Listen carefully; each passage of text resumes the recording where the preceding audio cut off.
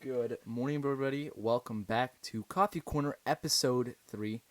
Um, Today, I have joined with me my wonderful, amazing brother. Say hi, Daniel. Hi. All right, so today's episode, we are going to be talking about the apocalypse. Interesting subject for today. I came up with it. Yeah, he came up with it. Um, I think this. I was just watching a podcast today.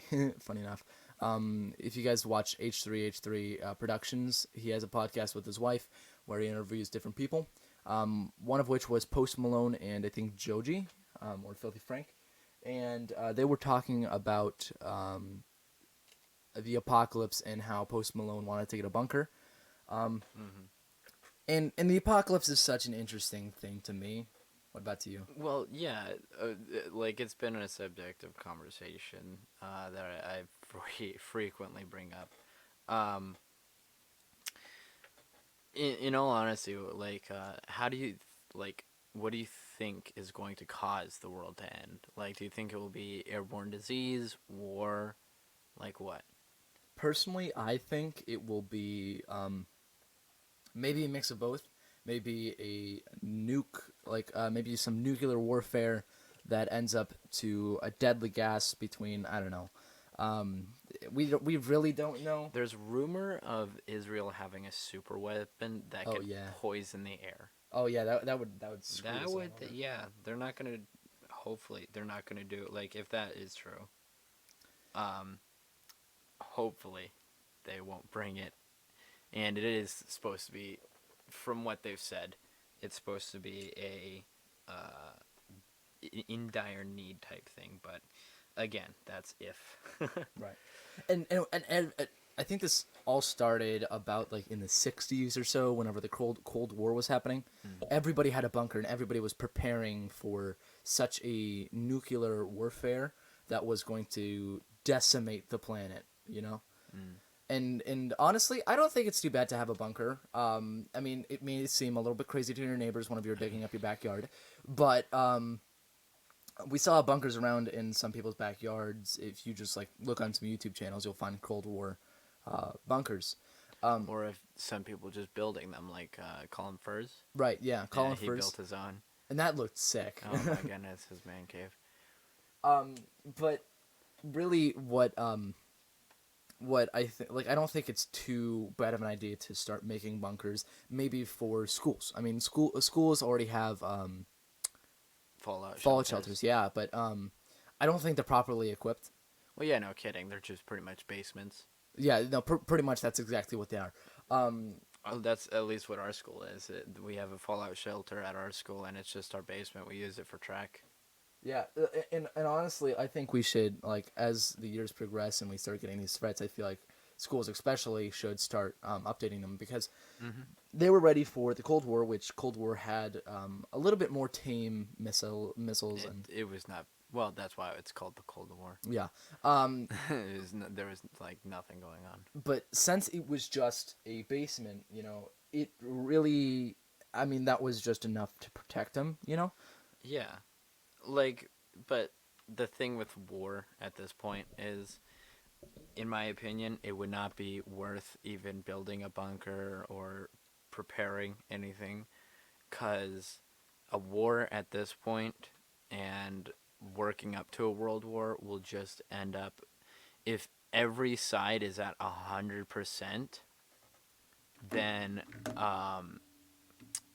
like they're all in threat for their entire country.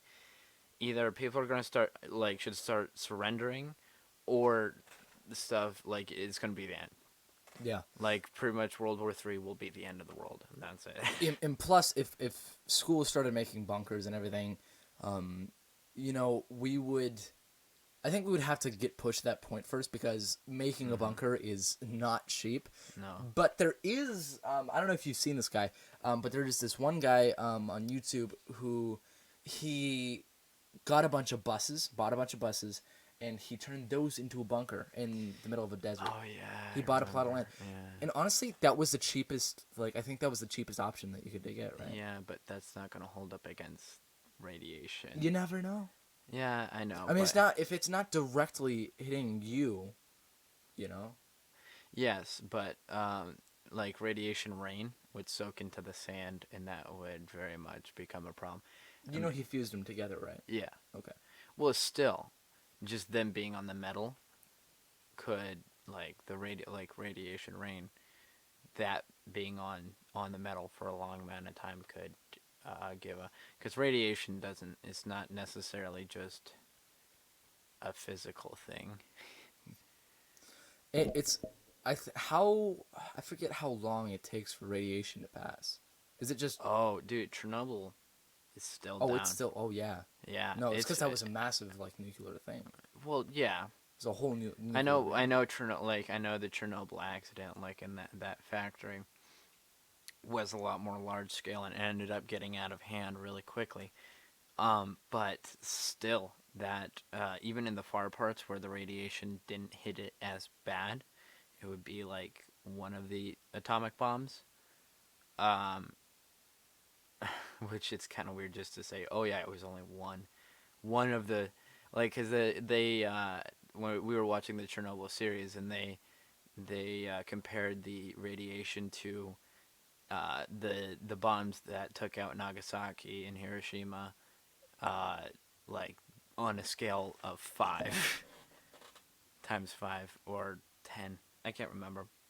Um, so we talked a little bit about nuclear war, but what would how would we prepare if we were to go into virus, like a virus type thing? Because everybody's so scared of this coronavirus, right? And everybody's like going on about this, and it's a big deal, right? But it's like honestly, if that widespread a ton, I think it's been a fear.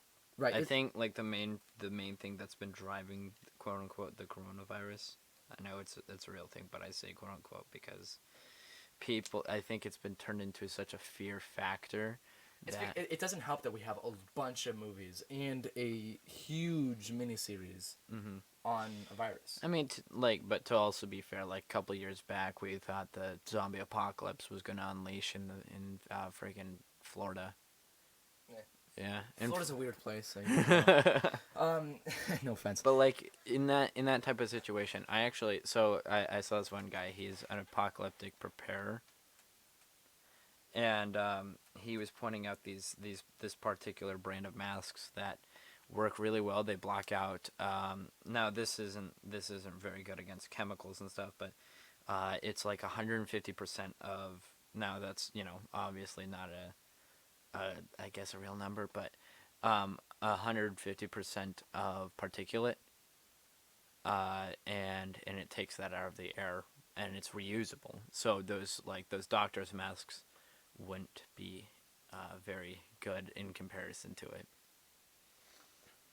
Um,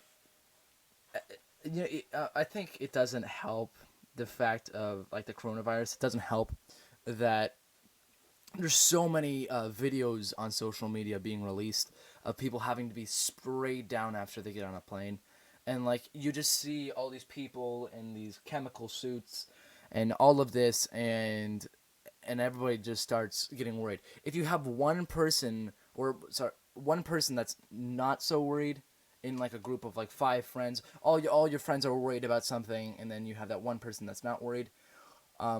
Normally, sometimes it will happen where that friend will sort of try and calm the other people down. But if we have a huge uproar of everyone is complaining and everybody's being like, this is going to kill us all, then everybody's going to, harsh voice crack, then everybody's going to be in a giant, like, hustle and everything. And everybody's going to be worried and constantly posting about it still. I don't know how long this thing is going to last. I don't even know if we have a cure for this, do we? I've heard that people have been able to treat it or cure it with alcohol. Alcohol, I've heard, breaks down the virus Uh, and its symptoms. oh, did you hear about that? In the Ice Age, there was something. It was a frozen virus, I think, wasn't it? I'm not sure. Yeah, because I heard something about a frozen virus during the Ice Age that got released, and I think we contained it. I don't know how you would freeze a virus though. I don't know. I don't Because know. like I'm not a scientist. I'm not a scientist either, but I'm just saying like so because a virus would need something living to host off of, and that living thing would probably have to get trapped beneath the ice, and then after that living thing is dead. I don't know how viruses work, man, but that's what I know. It's an assumption. And Hmm. I think that's also another problem is the fact of like everybody we're not educated, so we worry about it more and more whenever we're not educated, like what could help. Um, but honestly, I mean, it's good. Don't get me wrong. It's good to have a fear Hmm. of both of these things of nuclear warfare and a virus. But um, if you think about them too much, then honestly, you're just gonna have a stressful life. Hmm. So I don't like to think about how I'm gonna die very much, yeah, but it's no, inevitable. because then you get those there's a little bit of a mental crisis. Um, but yeah, so those were just a few of our thoughts for today. Um, so guys, I hope you have a wonderful rest of your day. Thank you so much if you are still here and you are tuned in. Uh, if you tune in tomorrow, I have a little bit of a surprise. So I will see you guys in the next video.